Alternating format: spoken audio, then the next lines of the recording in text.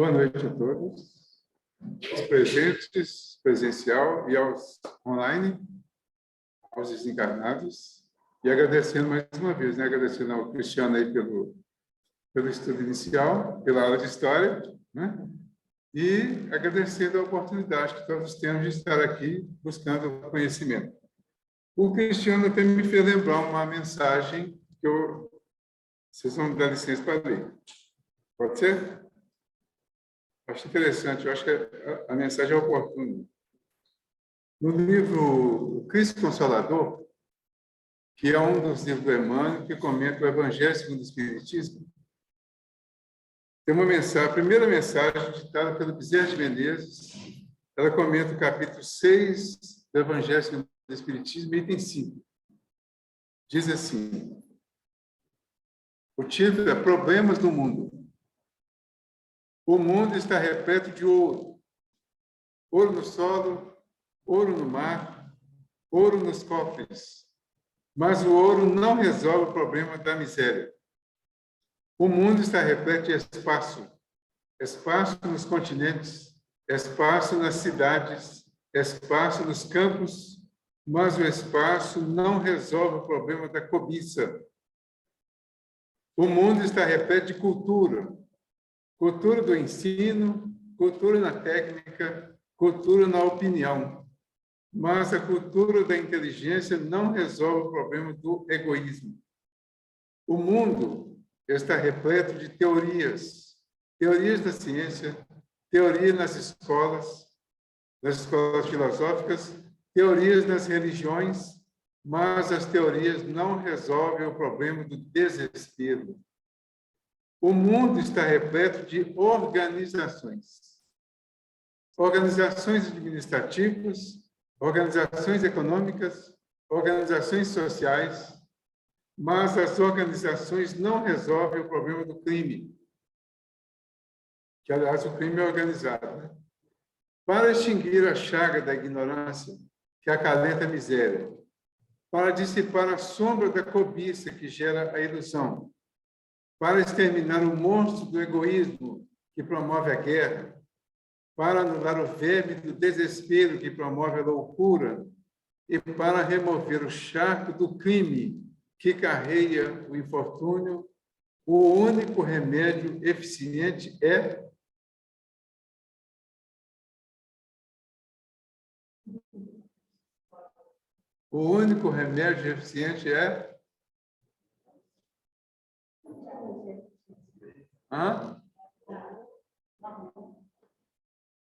Se acertou e consertou.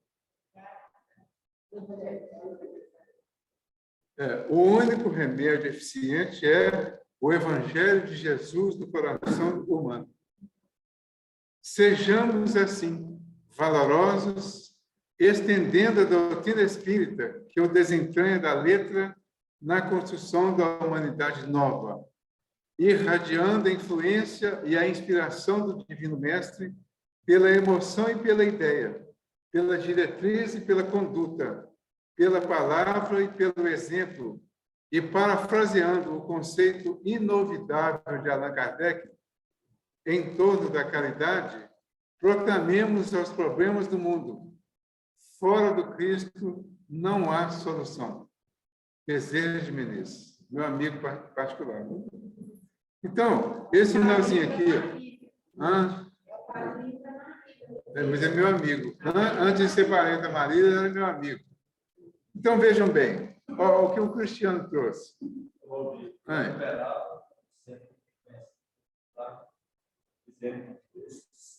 Não entendi o início aí. Pois é, mas ele é meu amigo. Pode ter sempre para todo lado aí, mas é meu amigo. Bom, olha só o que o Cristiano trouxe. Uma relação entre o Evangelho, a interpretação do Evangelho, ou um lado da interpretação do Evangelho, e a história.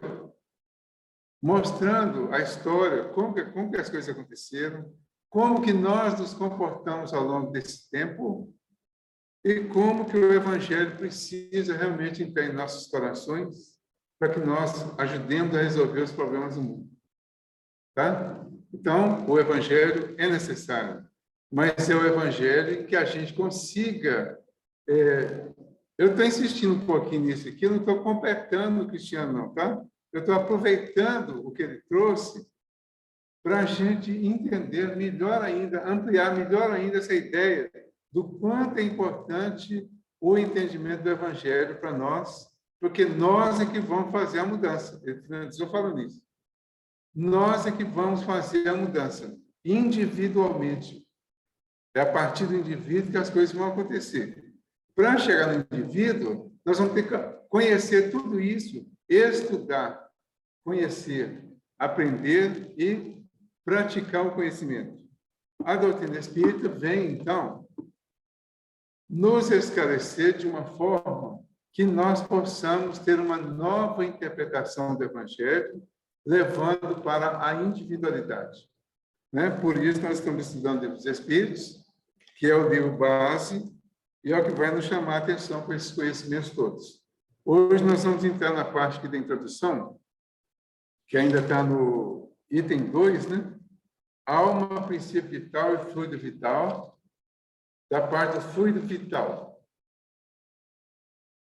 O princípio da vida material e orgânica, seja qual for a sua fonte, que é comum a todos os seres vivos, desde as plantas ao homem. Então, o princípio vital é o princípio da vida material e orgânica, seja qual for a sua fonte, que é comum a todos os seres vivos, desde as plantas ao homem. A vida podendo existir sem a faculdade de pensar, o princípio vital é coisa distinta e independente.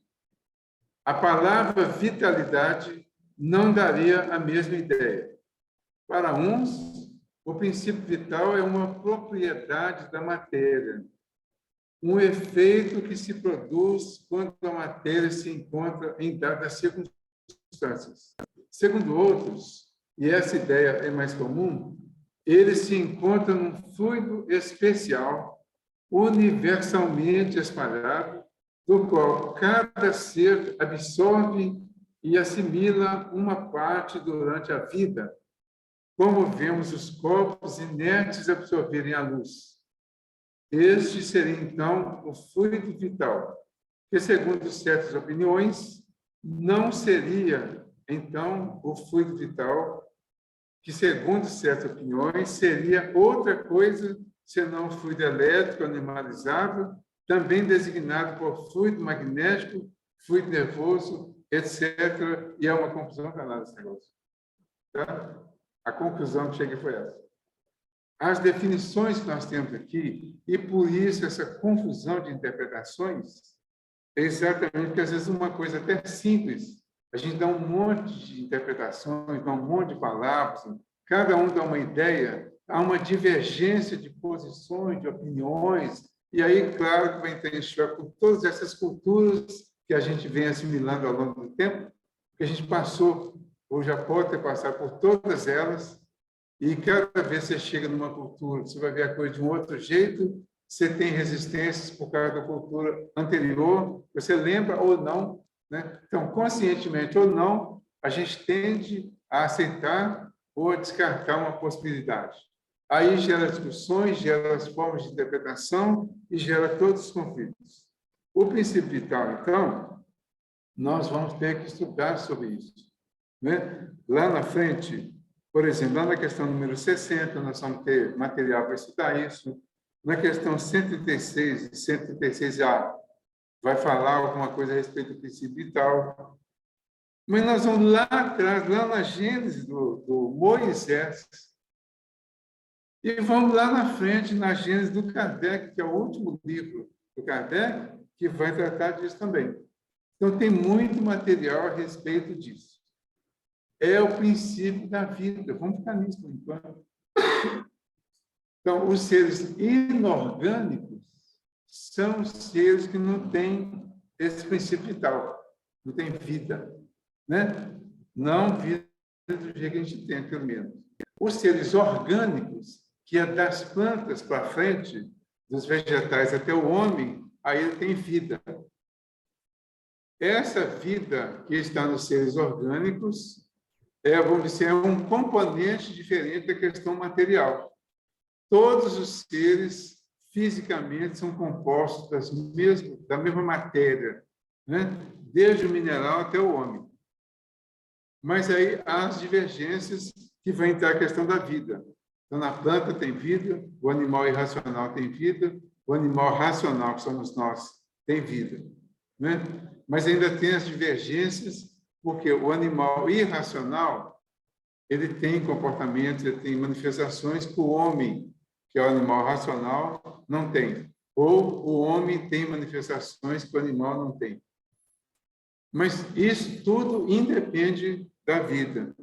E a confusão real é porque nós não sabemos exatamente a origem da vida. Nós temos que atribuir a Deus a origem da vida. Não existem ainda palavras para explicar isso. Daí os conflitos. A gente tem algumas teorias, mas não tem assim aquela realidade. Aí lá na Gênesis, o Moisés, eu considero que ele falou disso muito sabiamente. Para a época que ele viveu, 1.500 anos antes de Cristo, trazer essa colocação, eu acho que ela já foi bem interessante. E não mudou de lá até agora, só acrescentou algumas coisas, alguns conflitos, talvez. Lá na Gênesis, capítulo 2, versículo 7, ele fala que Deus modelou o homem do barro da terra, assoprou em suas narinas e ele se tornou uma alma vivente. Então, a primeira parte, a parte material, Deus modela a parte física do homem, do barro da terra, que representa o princípio material. Quando ele assopra em suas narinas, ele está dando essa vida, essa vitalidade, ou esse princípio vital, podemos dizer assim, que nós ainda não conseguimos realmente definir. E a partir daí, a partir da vida, esse corpo vivo dá condições para que o espírito venha encarnar nele, venha habitar e viver nele. E isso é tão real que quando essa vida acaba, o espírito sai fora. Então, o espírito não consegue habitar, dirigir, né, um corpo morto. Ele vai habitar enquanto o corpo está vivo. Morreu, o espírito desliga e vai embora. Ok? Aí, na outra parte aqui, ele fala, seja como for, há um fato incontestável, pois resulta da observação. E é que os seres orgânicos possuem uma força íntima que produz o fenômeno da vida, enquanto essa força existe. Que a vida material é comum a todos os seres orgânicos e que ela independe da inteligência e do pensamento. Que a inteligência e o pensamento são faculdades próprias de certas espécies orgânicas. Enfim, que entre as espécies orgânicas dotadas de inteligência e pensamento, há uma dotada de um senso moral especial, que lhe dá incontestável superioridade perante as outras, e que é a espécie humana. Então, isso aqui, quando ele chega na espécie humana, ele está representando, de alguma forma, a evolução. Certo? Então, na medida que vai havendo a evolução nos diversos aspectos, as manifestações vão ficando cada vez mais inteligentes. E quando ela chega na espécie humana, ela já tem algumas características de superioridade em relação às espécies anteriores. Isso também está representado na Gênesis do Moisés. Porque lá na Gênesis do Moisés, quando Deus termina a criação, ele dá ao homem o poder de dirigir tudo. Ele dá ao homem, na verdade, uma responsabilidade sobre tudo que foi criado antes dele. entendendo a evolução, nós vamos compreender melhor que, se há um princípio inteligente que vem passando pelo processo da evolução nessas diversas escalas, quando ele chega no homem, que é o último, ele já está muito mais aperfeiçoado, porque ele assimilou todas as experiências vividas em todos aqueles graus inferiores. Quando ele chega no ponto da condição humana, ele já passou por todos os outros, já vivenciou todos os outros e está em condições agora de dirigir. Chegando no estágio que nós estamos hoje, que não é lá essas coisas, né? Mas já avançamos um pouco, já estamos na condição humana, comparando com os espíritos superiores, lá da escala espírita, nós vamos ver a diferença que há entre nós e eles em termos de comportamento, né? E vamos ver a condição que eles têm para nos dirigir. Porque os espíritos superiores, eles nos dirigem, eles cuidam de nós, eles nos guiam em todos os aspectos, com sabedoria, porque já desenvolveram toda essa sabedoria para entender os nossos erros, as nossas dificuldades e ainda assim nos acolher quando nós voltamos para eles. Então, você não consegue, por exemplo, imaginar um espírito superior ficando com raiva do seu dirigido, porque o seu dirigido fez uma bobagem. Certo? Ele só dá a oportunidade para ele concluir a sua escolha, ele escolhe, faz, erra, sofre, chora, e o espírito superior está lá assistindo. Ele sabe que ele vai voltar. Quando volta, quando ele acorda de alguma forma, o espírito superior está lá sem mágoa, sem ressentimento, sem raiva, sem ódio, sem nada disso. Ele não tem mais isso. Ele já passou por todas as experiências e construiu todas as virtudes que são contrárias a esses comportamentos. Então, ele espontaneamente, porque já desenvolveu tudo, ele sabe como comandar, como dirigir, como organizar e como ajudar. Da mesma forma que foi feita a proposta para o homem lá no princípio. Então, lá no princípio, era uma proposta para dirigir tudo. Mas, para dirigir tudo, do princípio, ele teria que passar por diversas experiências, junto com a natureza, junto com os animais, para que essa experiência reforçasse o que ele aprendeu quando viveu lá e desse a ele novas formas, novos conceitos, novos aprendizados, para ele continuar agora tendo o poder e tendo a certeza sobre tudo, a ponto de conseguir racionalizar e ir explicando cada fato, cada momento da evolução de uma forma cada vez mais racional. Certo? Complicado isso? Não, né? Não. Não. É complicado? Não. Ou então, sim. É mais ou menos assim, né? Sim. Bom, compreende-se que, com uma significação múltipla, a alma não exclui o materialismo nem o panteísmo. Mesmo o espiritualista pode muito bem entender a alma segundo uma ou outra das duas primeiras definições, sem prejuízo do ser imaterial distinto, ao qual dará qualquer outro nome. Assim, essa palavra não representa uma opinião. É um proteu ou protel, Delano? Proteu? Que cada qual ajeita a seu modo, o que dá origem a tantas disputas intermináveis. Alguém quer ganhar um prêmio para falar o que é proteu? Menos o Delano, é claro. Hã?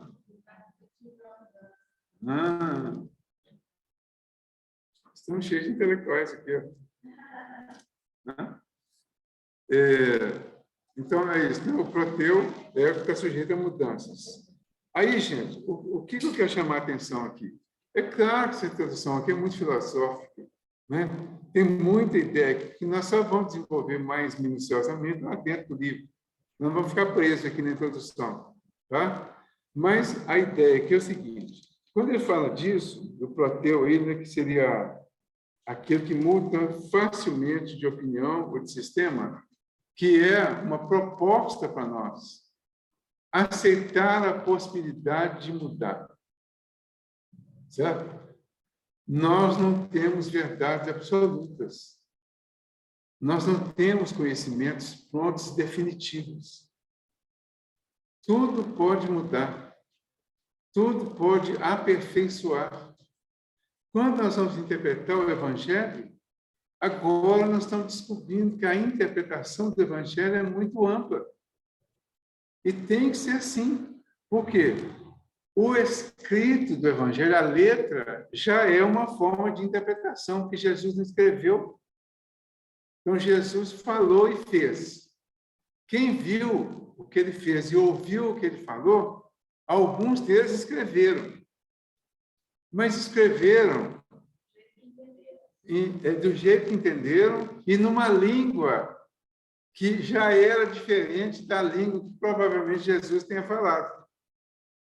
Então, dessa língua que escreveram, que os evangelhos estão em grego, né? Mas foi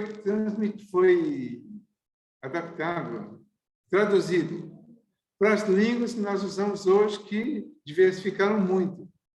Então, a letra que está para nós aqui hoje, ela já vem de uma série de origens lá do passado, de transformações.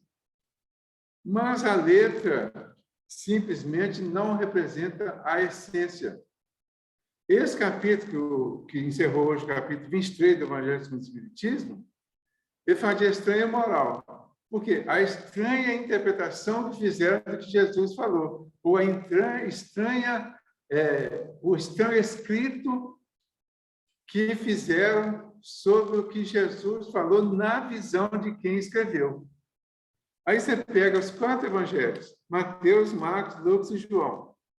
Quando os assuntos coincidem, tem diferenças de colocação de um e de outro. Mesmo que os 3 primeiros tenham escritos com o mesmo ponto de vista, uma mesma ótica, né? Eles são chamados de evangelhos sinóticos, mas vai ter divergência no escrito deles. Contando a mesma história, eles vão mostrar divergências. Isso significa que tudo precisa ser mudado, tudo precisa ser interpretado, adaptado ao momento que nós estamos vivendo. Se nós acharmos que já evoluímos um pouco, nós não podemos destruir o que foi feito no passado. Porque essa mudança de posição, essa mudança de visão, é uma mudança de aproveitamento de algo que veio lá do passado. Né? Então, por pior que tenham sido as religiões anteriores, elas foram montando a base do que está sendo a religião hoje, que está no processo de transformação, para atingir uma evolução maior, uma perfeição maior. Certo? Aí nós temos que admitir isso. Então, esse é o ponto principal para nós. Admitir a possibilidade de mudar de opinião, a possibilidade de receber outras informações, outros conhecimentos, outras interpretações e estar aberto para o aprendizado, não para aceitar tudo, né? Mas estar aberto para o aprendizado, fazendo o que o Cristiano falou no início, né? Que é a proposta da doutrina, o questionamento. Trouxe uma informação, entendi a informação perfeitamente, tranquilamente, ficou claro para mim? Ótimo. Então, vou buscar mais informações. Mas trouxe alguma dúvida? É normal, é natural que tenha essa dúvida. Porque nós estamos em processo de aperfeiçoamento. Significa também transformação. O que eu vou fazer? Vou buscar mais informações. Ah, o Cristiano falou errado? O Delano falou errado? O Valdir falou errado? Pode ter falado sim, mas um errado que pode ser aperfeiçoado sem ser necessariamente derrubado. Principalmente quem falou. A gente pode modificar a ideia, aperfeiçoar a ideia, sem derrubar quem trouxe a ideia. Porque quem trouxe um ponto de partida para nós buscarmos um aperfeiçoamento daquela ideia. Certo?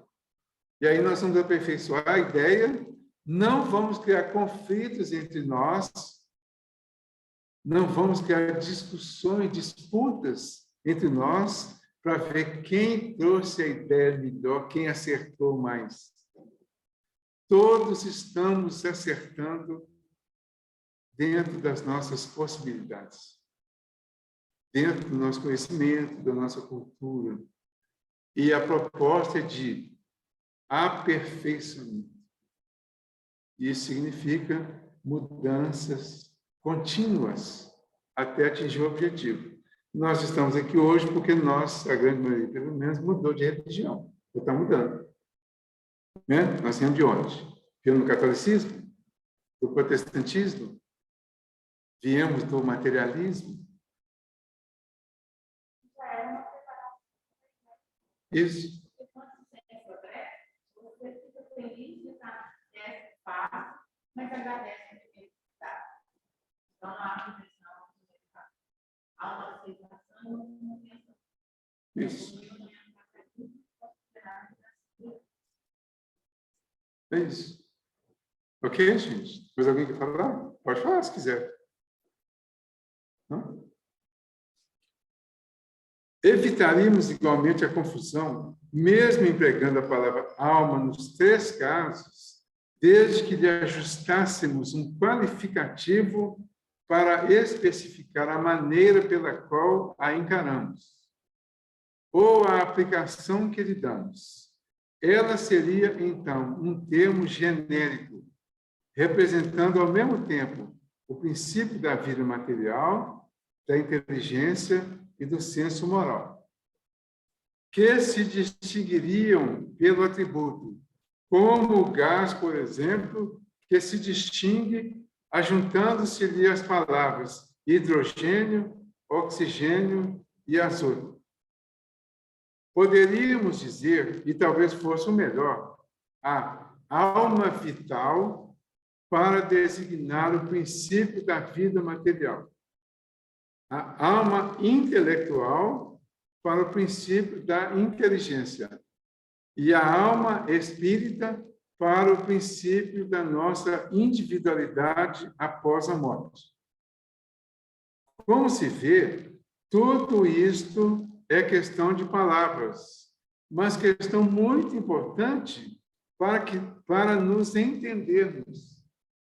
Dessa maneira, a alma vital seria comum a todos os seres orgânicos, plantas, animais e homens. A alma intelectual seria própria dos animais e dos homens. E a alma espírita pertenceria somente ao homem. Está clareando, tá? É uma ideia que ele passa. Não definitiva, mas é uma proposta de pensar a respeito. Se poderia ser assim. Não é? Acreditamos dever insistir tanto mais nessas explicações quanto a doutrina espírita repousa naturalmente sobre a existência em nós de um ser independente da matéria e que sobrevive ao corpo. Devendo repetir frequentemente a palavra alma no curso desta obra, tínhamos de fixar o sentido em que a tomamos, a fim de evitar qualquer engano. Vamos agora ao principal objetivo desta instrução preliminar. Ok, até aí? Então, ó, eu achei bacana isso aqui, ó. Alma vital para designar o princípio da vida material. Alma intelectual para o princípio da inteligência. Alma espírita para o princípio da nossa individualidade após a morte. A doutrina espírita vai insistir, especialmente nesse que ela chama de alma espírita, caracterizando a nossa individualidade após a morte. A principal, a mais importante revelação, o ponto-chave da revelação espírita, é a imortalidade. É a imortalidade da alma, que significa a individualização, né? Significa a continuação, que vai significar vamos dizer, uma explicação para diversos acontecimentos que vão passar a ter sentido a partir desse entendimento. Então, a partir do momento que eu acredito que a alma ou o espírito é imortal, então já não importa se eu chamo de alma ou de espírito, mas eu preciso saber que é imortal, que vai manter a individualidade. E que, mantendo a individualidade,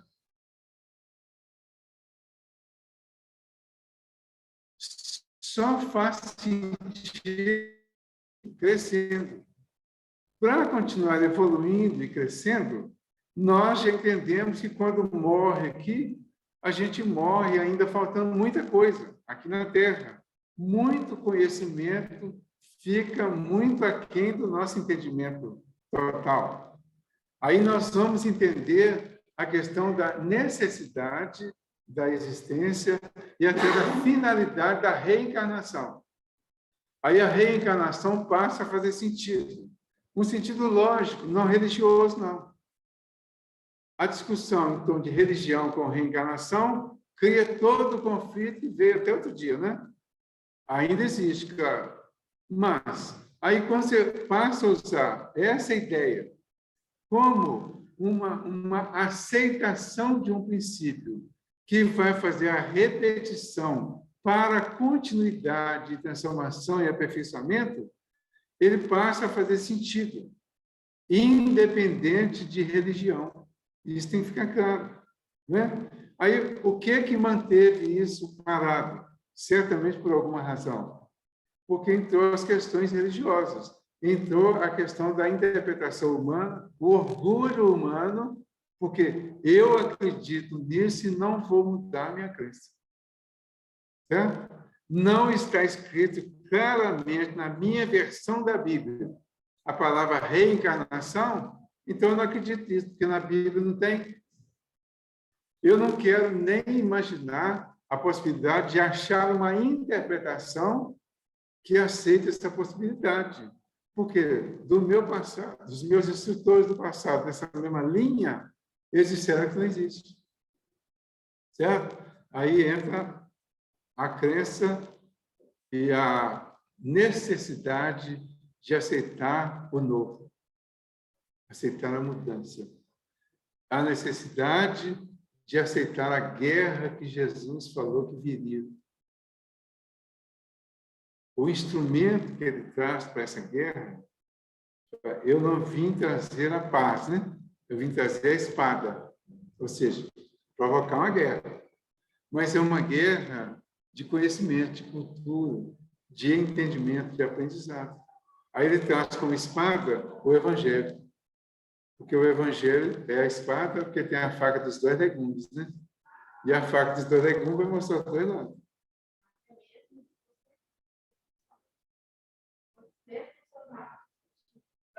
Você não consiga. Então, ou ignorar. O Evangelho não. Então, ele começa a fazer isso e você começa a brigar com você. Porque você tem um hábito já cristalizado, por certo, várias reencarnações, que agora, mediante a luz do Evangelho, é tudo isso que você está. E o seu hábito no trato é algo que realmente requer uma verdadeira quebra, né? Porque no automatismo de um hábito antigo, muitas vezes, a vida de Paulo falou, que o bem que eu quero fazer, se eu não faço, e o mal que eu não quero fazer, se eu ainda faço. Porque há um tempo de guerra travada no seu íntimo. Em busca dessa batalha, desse trabalho que você vai. Essa é a guerra que ele veio trazer. Essa é a espada do projeto. É onde separa os buracos ruins da proposta, do planejamento, da metodologia que você vai fazer para você evoluir, para fazer dele o seu trabalho. Isso. Ok. Tudo bem? Mais alguém? No item 3, ele fala a doutrina e seus contraditores. A doutrina e seus contraditores. A doutrina espírita, como toda novidade, tem seus adeptos e seus contraditores. O cristianismo também teve. Tem ainda. Né? Mas no início, muito mais. Porque é exatamente a proposta de mudança que não é aceita de imediato. Porque provoca essa guerra que a Tatiana falou. Entendeu? É uma guerra interior primeiro. É um conflito. Meu Deus, eu vou ter que mudar os meus conceitos. Eu vou ter que mudar minha opinião. Eu vou ter que mudar minha posição em relação a isso. Sim, se você questionar e entender que racionalmente a ideia nova está mais de acordo com a realidade, com a sua realidade. Certo? Então, vou mudar sim. Mas antes de mudar, eu vou fazer aquelas 6 perguntas, né? Sabe quais são as 6 perguntas? O que, por quê, para quê, quando, como e onde? 6 perguntas. Agora, até no conceito religioso, essa questão da gente fazer essas perguntas para mudança, né? Isso. É interessante porque as empresas, a comunicação do software com o outro, uma vez falava assim, mas isso não é de Deus. Só que ele falava assim, isso não é de Deus, o outro software já achava que era fanatismo, assim, matar, e aí já não ouvia mais nada que ele falava. Aí eu falei, muda essa comunicação, porque Deus não precisa da gente falar o nome de Deus, se está certo, está errado, se não é de Deus, não é de Deus. Eu sei que você processa essa fé, mas não você trabalha para que processa. Então, a sua postura, conduta em si, interna, você vai saber, se você falar para ele, baixa a canal. Tira ele. Aí ele te considera, mas assim, você quer fazer o quê? Que ele compreenda ou você quer impor a sua fé? Agora já tirou. Mas toda a comunicação, o só ficava assim, envenenado. Você queria pôr o só, para poder dar conta. Era ele ouvindo a mensagem, gente, isso não é de Deus, presta atenção. Aí fica a dualidade, né? Deus e demônio, né? O bem e o mal. Né? Tirou, porque Deus não conseguiu se acalmar. Então, aí tira Deus, né, da concepção religiosa e põe Deus da concepção de racionalidade, de entendimento. Você não elimina propriamente Deus, mas você coloca Deus como criador de tudo e como quem permite tudo. Então, tudo que existe é originário de Deus. Agora, nós vamos racionalizar isso. Certo? Então, o que é e o que não é de Deus? O que não é de Deus não existe. Certo? O que não é de Deus não existe. Não aconteceu, não está acontecendo. Então a guerra é permitida por Deus, porque a guerra acaba sendo um meio de educação dos homens. A guerra não é o resultado de uma pessoa, não é a decisão de uma pessoa, do anticristo, por exemplo, ou do antideus. Né? A guerra é o resultado de um conjunto, vamos dizer, uma solução coletiva. Um camarada sozinho não faz uma guerra, não. Ele é, vamos dizer assim, o médium da guerra. Ele é o médium da coletividade que o comanda, direto ou indiretamente, através dos seus pensamentos, das suas ideias, das suas crenças. Então, as nossas pequenas crenças fazem uma soma muito grande que pode resultar numa guerra, mas pode resultar numa grande realização também, que é contrária à guerra. Mas quando ela resulta numa guerra, ela está nos convidando a uma reeducação individual para que essa guerra se transforme realmente em paz, a partir da paz que cada um sente e vive em si mesmo. Né? Isso. Entendeu? Então, olha como que aí já começa a mudar os conceitos, né? Começa a mudar as ideias. Ai, meu Deus. Ah, então Deus permite a guerra. Tudo que acontece no mundo não é permitido por Deus? Não existe, não acontece nada sem que Deus queira. Qual que é a questão? 258? Hã? Isso, que permite isso. Que permite. Aqui, ó, 258. Querer e permitir é a mesma coisa. Né? Hã? Quê?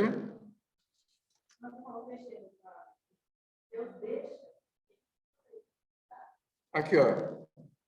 Escolha das provas. Não é Deus que impõe as tribulações da vida como castigo? Pergunta que Deus explica. Aí fala assim, questão 258, escolha das provas. Tá? Nada acontece sem a permissão de Deus. Por quê? Foi Ele quem estabeleceu todas as leis que regem o universo.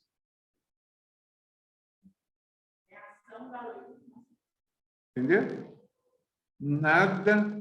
Esse é o ponto de partida para nós desenvolvermos os conhecimentos, para trabalhar as ideias. É aí que nós vamos colocar aqui os diversos questionamentos. Essa tese aqui, nós não temos como derrubar a tese, nós temos como aperfeiçoar no nosso entendimento. Ela virá contrária ao que nós pensamos? No primeiro momento, sim. Por isso, vai fazer uma guerra interna. Mas, na guerra interna, vai vencer a razão. E aí nós vamos questionar Deus nos diversos aspectos, não Deus, a entidade, né? Nós vamos questionar as manifestações divinas em todo o nosso universo. E, questionando essas manifestações, nós vamos chegar a uma conclusão divina de tudo que está acontecendo. Isso vai nos consolar, vai nos esclarecer e vai automaticamente nos tornar melhores. Isso, convidar a mudança.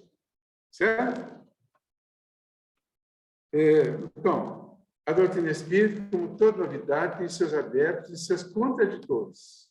Tentaremos responder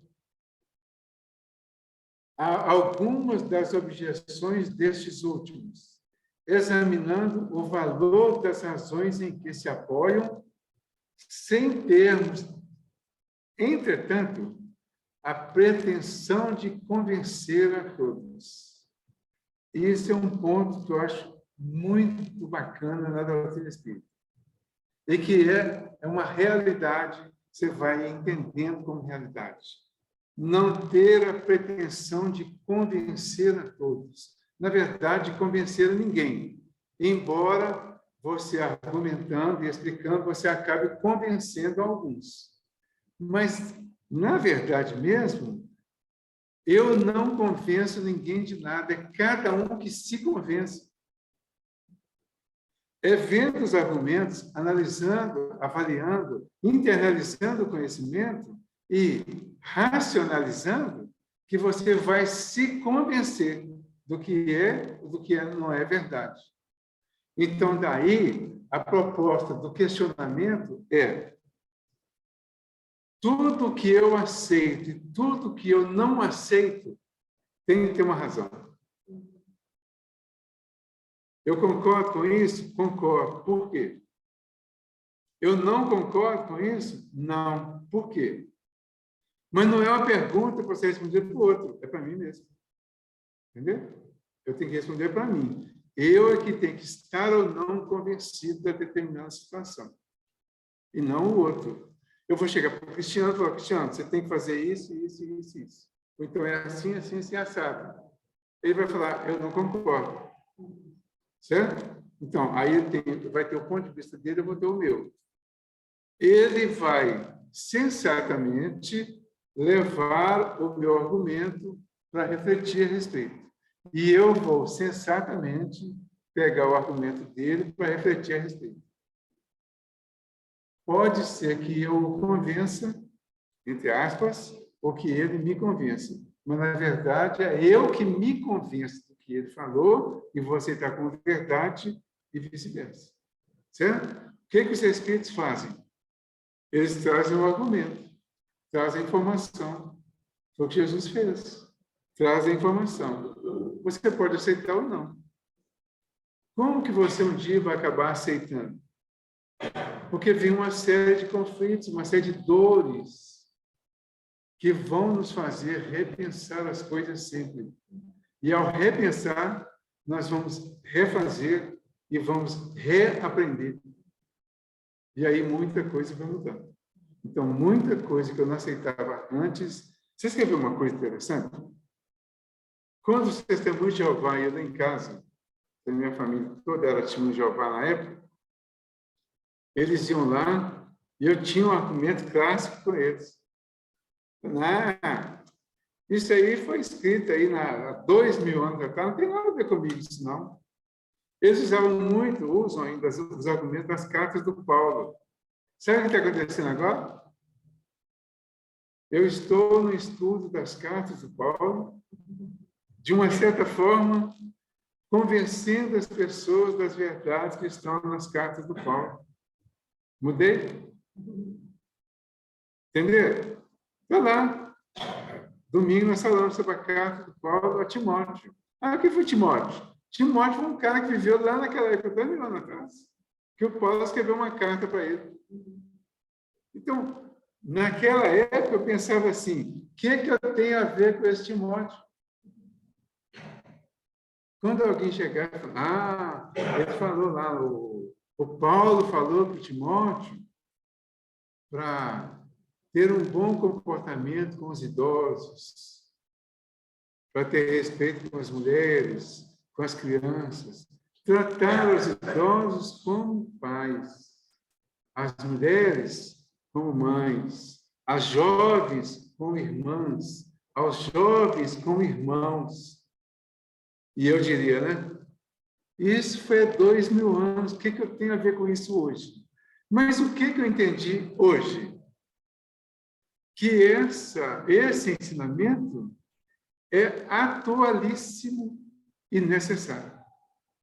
Porque nós estamos hoje fazendo o inverso disso em muitas situações e estamos já vivendo consequências de termos invertido alguns desses tratamentos.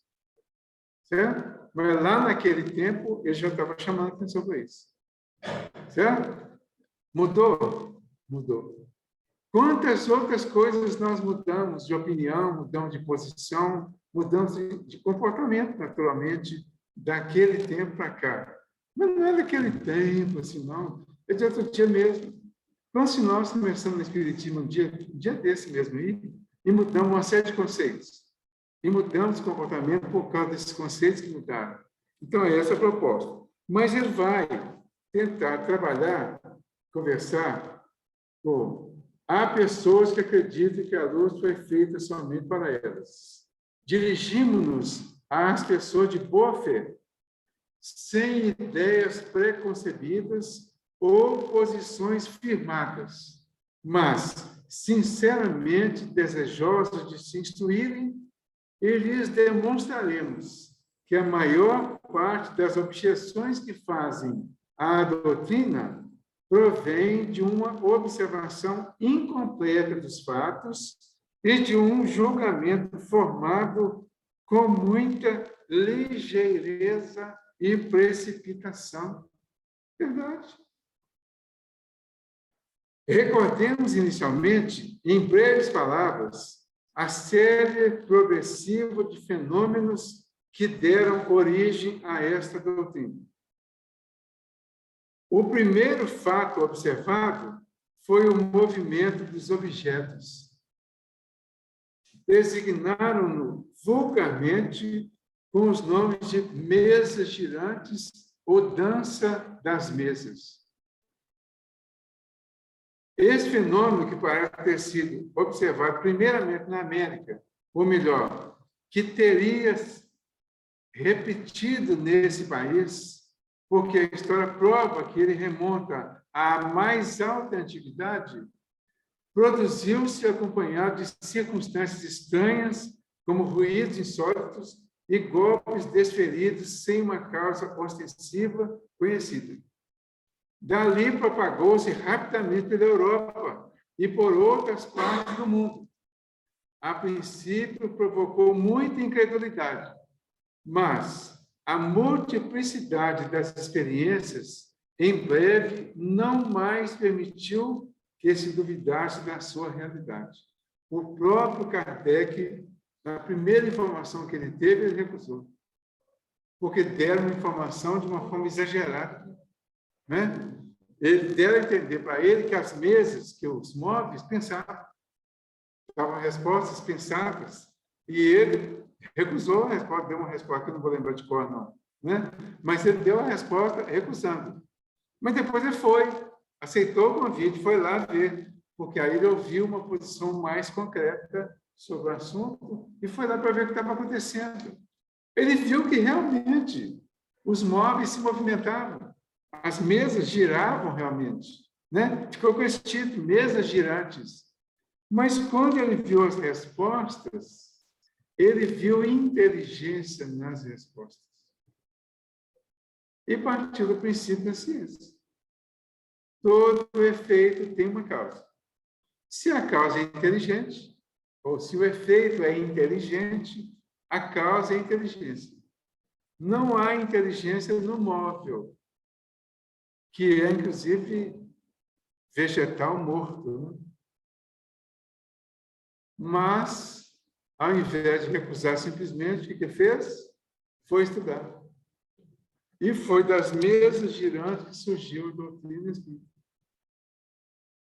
Entendeu? Se ele parasse lá, supondo que ele teria parado e não teria sido substituído, a gente ainda estaria sem a doutrina. E houve um avanço tão grande depois disso, quer dizer, quantos conceitos mudaram, mas essa base que permaneceu. Nós não derrubamos essa tese inicial, não. Nem ele, nem os espíritos. A tese inicial permaneceu. Foi explicada de várias formas, mas outros conceitos surgiram. Agora o Emmanuel diz que nós estamos na fase do entendimento. Teve a fase do aviso, teve a fase da chegada, e agora nós estamos na do entendimento, porque a teoria está totalmente montada já. Né? O mês que vem, nós estamos chegando na fase do entendimento, continuar a fase do entendimento. Obrigado a todos pela presença, pela oportunidade, e vamos aproveitar, né, e fazer a nossa prece de agradecimento por este momento de hoje. Jesus amigo, nós agradecemos pelo momento, pela oportunidade, pela presença dos teus mensageiros junto conosco, para nos auxiliar no nosso conhecimento, na instrução das nossas vidas.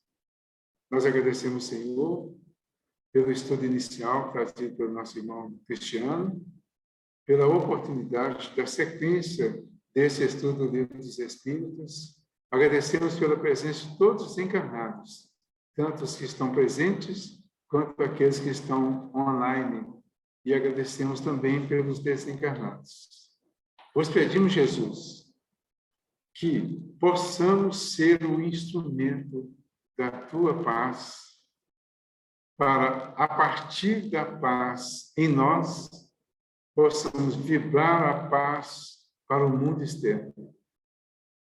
Permita, Mestre, que tenhamos força, que tenhamos coragem para mudar, que tenhamos entendimento e que realmente tenhamos vontade para fazer a transformação necessária para que vivamos essa paz em nós e em todos aqueles que estão junto conosco neste nosso universo.